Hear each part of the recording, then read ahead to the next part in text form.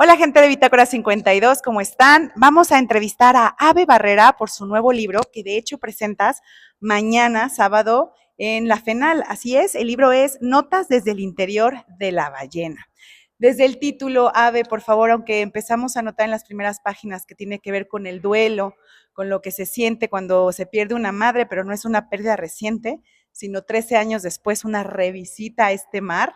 Cuéntanos por qué el título, por qué esta metáfora de la ballena, etcétera.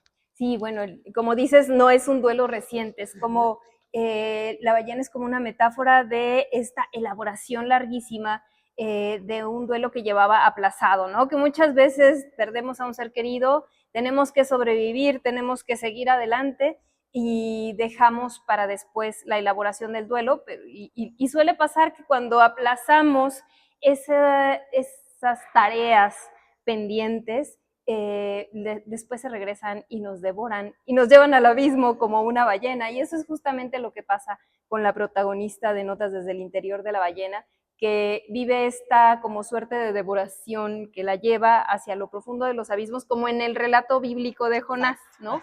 Que hay una ballena y que el profeta desobediente, que huye de su destino, de su misión, es castigado porque le mandan a la ballena.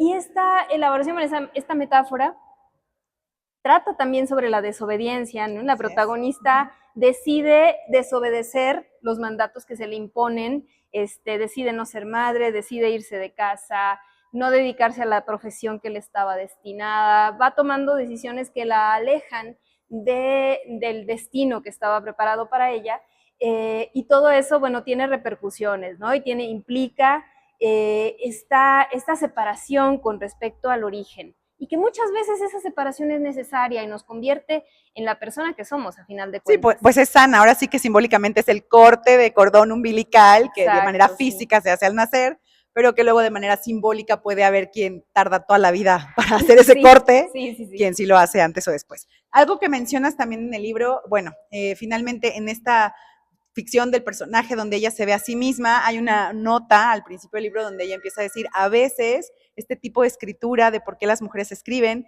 es una parte entre ensayo, es otra parte de reflexión, es tratar de entenderse a ellas mismas. Voy a leer textual. Mujeres que escriben para explicarse cosas acerca de sí mismas, y esto lo escribe Brenda Ríos. Y es como esta explicación. Entonces, el libro también se siente en este tono entre ensayo, entre diario, entre confesión, entre pedirse perdón, entre el recuerdo, entre estas faltas que ella siente que tuvo, pero luego este diálogo con su madre. Cuéntanos esta estructura de la historia. Bueno, se trata de una novela fragmentaria, y las novelas fragmentarias están hechas como de muchas piezas, como un mosaico, y ese mosaico da una imagen total, y cada una de las piezas tiene como un valor individual, como un sentido propio individual. Ese mosaico está conformado por dos relatos que lo atraviesan por completo, que es primero la protagonista en sus 20s, que está sufriendo la pérdida de su madre, que regresa a casa y se da cuenta de que su madre ya no puede hablar porque tuvo un tumor cerebral que en el área del lenguaje se lo quitaron, entonces ya no puede comunicarse con ella y ya no puede saldar las deudas pendientes. Entonces es un personaje muy enojado con la vida y con todo el mundo, está como irritable y así como que todo la lastima muchísimo, ¿no? Y está del otro lado la voz de la misma protagonista, pero en una edad mucho más madura, donde después de 13 años empieza a elaborar todo este duelo, pero no únicamente de la pérdida de la madre, sino de la vida juntas, de todo lo que no fue, de todo ese amor que no pudieron darse, de todas esas palabras que no pudieron comunicarse e intercambiar y que son elaboradas por medio de la escritura. Entonces está la contradicción de que en el momento en el que la madre pierde las palabras es como una estafeta muy paradójica, en que la hija decide escribir y decide tomar el lenguaje para saldar esa deuda. Ok, un poco para que escuchen el tono, les voy a leer un fragmento, dice, esta vez No hay hospital ni reporte médico, lo único que queda es esta claridad que deslumbra y lastima, el sonido sordo del derrumbe. Y aquí es en estos momentos, como en sus 20s, que está tratando de ir a ver a su madre, es esta pérdida ahí en este presente. Y luego por acá tenemos lo que les decía, hace 13 años, el juego con las palabras del duelo y la deriva.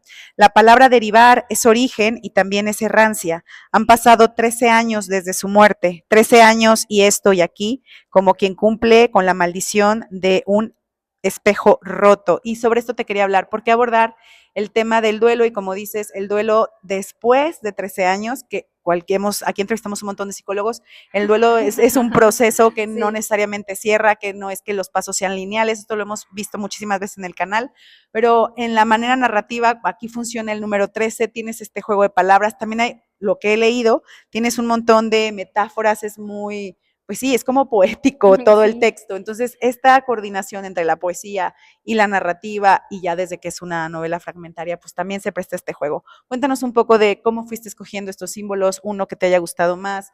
Ya nos contaste un poco de la ballena. Sí, les decía que era como un mosaico, entonces entre estos elementos pues también están frases de otras autoras, como esta de Brenda Ríos, como muchas otras citas que complementan y que detonaron preguntas.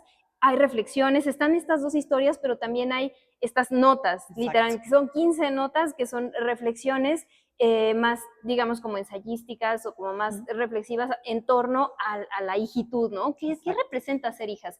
Y van variando como los registros en los que se narra toda esta búsqueda y se plantean todas estas preguntas, pero algo, ahora que trajiste a colación todo este ciclo del duelo, que en psicología está súper estudiado, ¿no? Sí. Que estás pasando por la fase de ira, negación, aceptación, etcétera.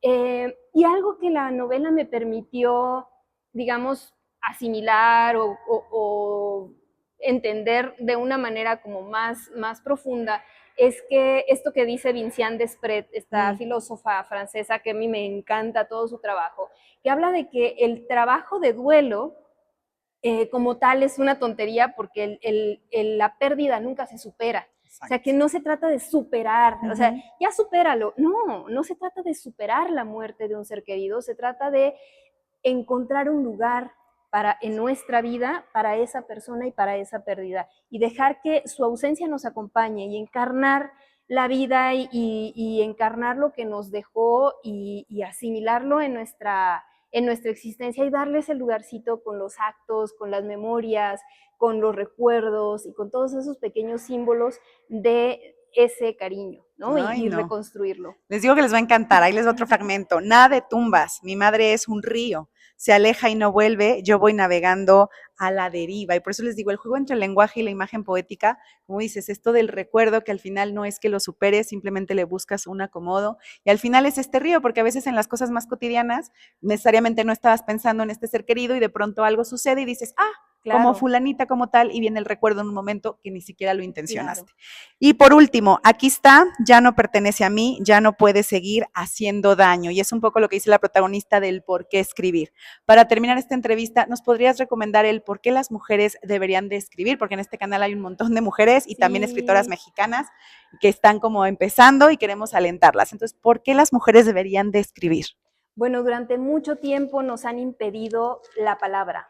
No la palabra del chismecito, del cotilleo, de lo cotidiano, sino la palabra como manifestación de nosotras mismas, pararse y decir un discurso, dar una opinión, y durante mucho tiempo se nos ha impedido como mujeres, o se nos ha invalidado, ¿no? O sea, sí puedes hablar, pero no te vamos a tomar en cuenta. Y creo que es momento de que tomemos las palabras como una vía de manifestación de quiénes somos, qué opinamos, en qué queremos convertir el mundo en el que vivimos. Y me parece importantísimo, como parte de ese sentido, abordar las historias de cada una de nosotras. La historia, las subjetividades, el detalle mínimo que nosotros pensamos que no tiene importancia, es completamente importante porque determina la empatía con las otras, ¿no? Si nosotras escribimos acerca de nuestra cotidianidad y acerca de lo que sentimos, va a haber otras voces que se sientan identificadas con nosotras y que encuentren resonancia. Yo creo que eso empezó a suceder hace apenas unos años y ha sido valiosísimo porque ahora nos sentimos acompañadas. Antes nos sentíamos muy solas y pensábamos que únicamente a nosotras nos pasaban ciertas cosas, ¿no? Emociones, dolor.